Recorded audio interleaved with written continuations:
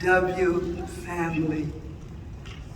I warmly greet you as my sisters. If they are here, I acknowledge our righteous brothers. I greet you as my siblings.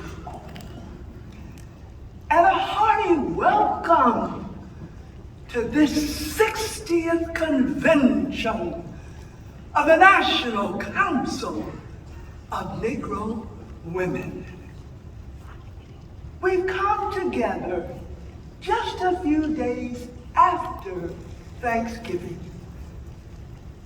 That is a day when it is especially important for us to remind ourselves that being grateful is a choice that we make.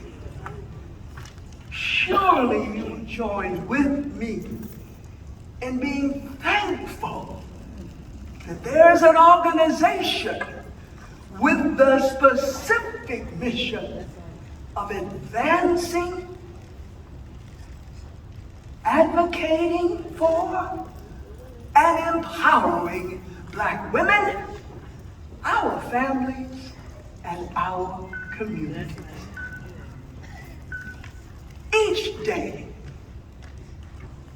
I make the conscious choice to thank the good Lord for pulling me through a very serious health challenge.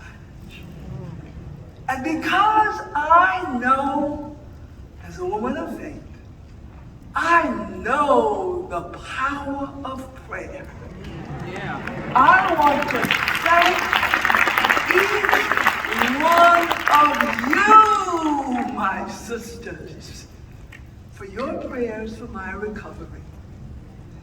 I'm now in far better health than I was last January.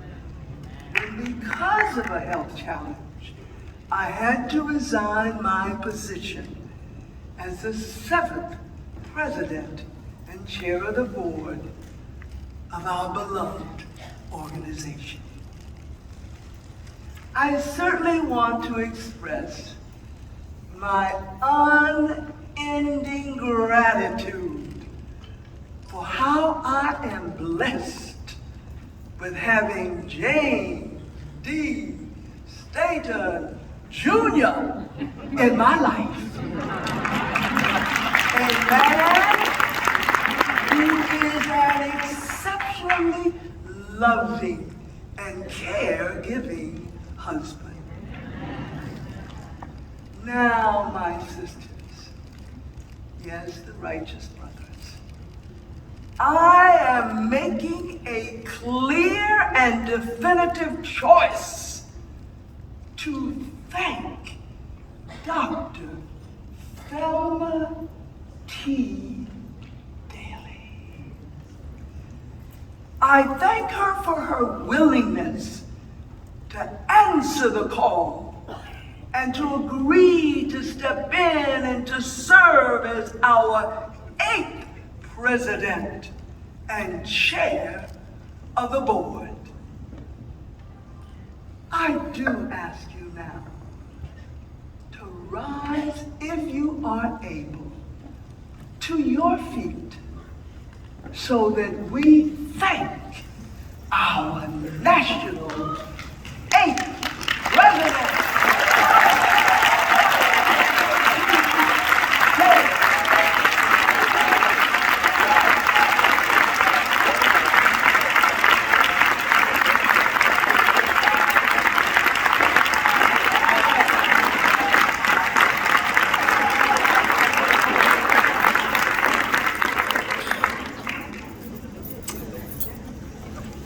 Also, very purposefully and sincerely choose at this time to thank each and every sister leader on the executive committee of the NCNW board And I thank the full board, with whom I not only had the privilege, but the joy, our people would say the pure joy of working with during my years in a leadership role at NCNW.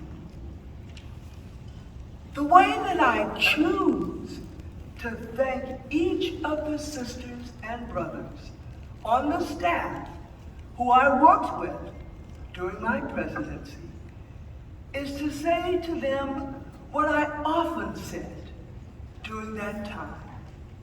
Namely, I view you, I work with you, and I value you, not as my staff, but as my colleagues. There is one National Council of Negro Women colleague that I must single out. I do so because of her exceptional professional attributes, her admirable qualities as a person, and her outstanding service to the National Council of Negro Women. That colleague is Sister Executive Director Janice L. Mathis.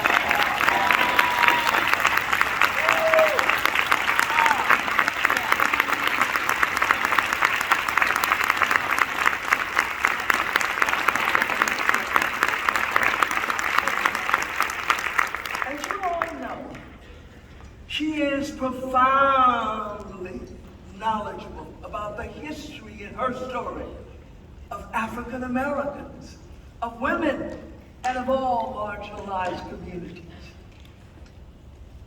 She is indeed one who understands our government, how it works and how it doesn't work. She's extraordinarily knowledgeable about public policies.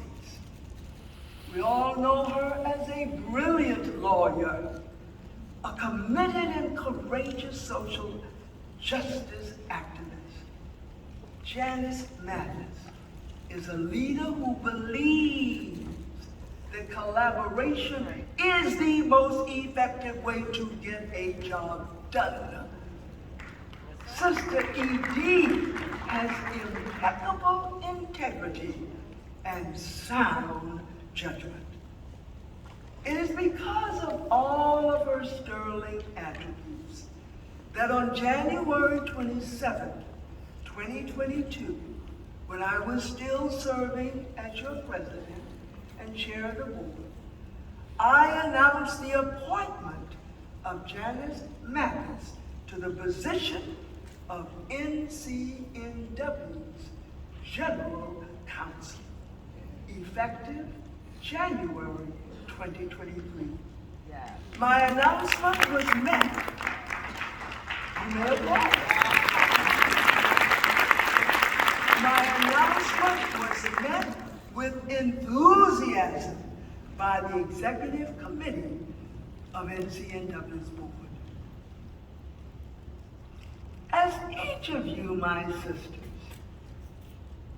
is keenly aware, we are convening at a time when we Black women, our families, and indeed our community, we face ongoing assaults on our rights.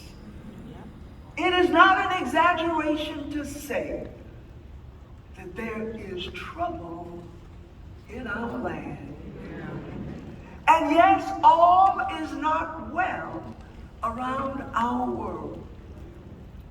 But we must remain steadfast in carrying on with the work of the National Council of Negro Women.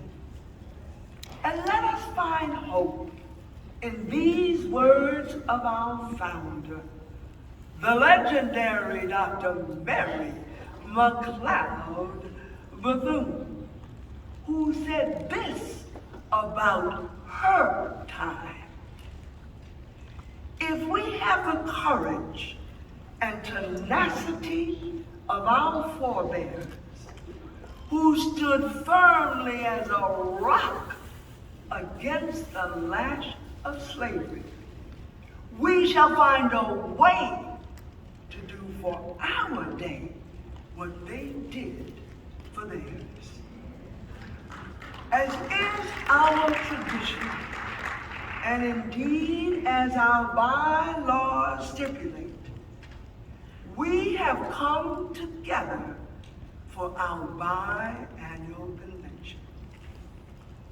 During this convention, we've got a lot of serious work to do. We must review national and local issues. We must determine our organization direction and goals for the coming period. But there's even more work to do, because we must review and approve amendments to the bylaws, as well as the policies of the National Council of Negro Women. And ever so importantly, we must elect national officers of our organization. At the time that it was clear that my health dictated that I had to resign from my leadership roles of our beloved organization, I made several proposals that would strengthen NCNW as an organization. Among those proposals was one to separate the leadership positions of chair of the board and national president. My proposal was fully accepted by the executive committee. It is at this convention that this proposal must be carried out. The theme of this ever so important convention, for which I thank my sister friend, Dr. Thelma T., is this: a noble past shaping a powerful future. Indeed, from the day in 1935, when Dr. Mary McLeod Bethune put into action her vision of an organization of organizations called the National Council of Negro Women. From that day to this very day, NCNW has righteously worked for women's rights, for civil rights, for human rights. In the most recent years, our organization has become incredibly fiscally sound. We have become a more intergenerational organization that has claimed, better put, reclaimed its seat at the social justice table. And under the leadership of our 8th president and chair of the board, Dr. Thelma T.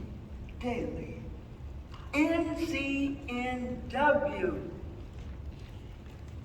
we have begun to do work once again in the international sphere. Indeed, a powerful future is ahead of us. And so, my sisters, the few righteous brothers with us, my siblings, onward we go doing together the critical work of the National Council of Negro Women. As we do so, let us heed the words of our incomparable leader, Dr. Dorothy Irene Height. She said this: we cannot afford to be separate. We have to see that all of us are in the same boat. So grab your oars, my sisters.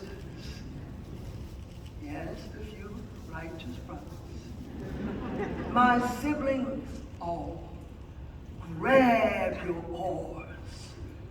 Onward we go into a powerful future. Amen. Amen.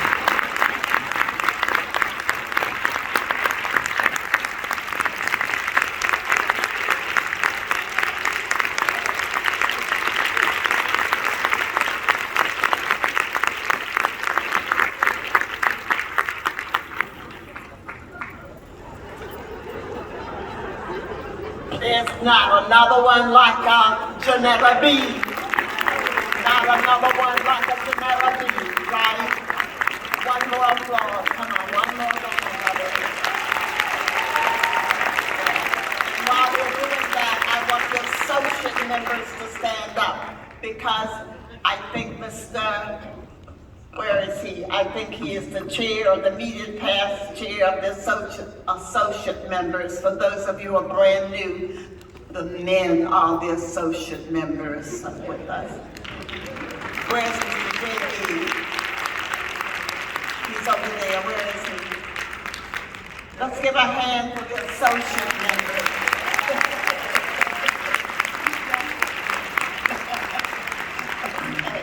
Thank you. Now we'll have the seating of the delegates by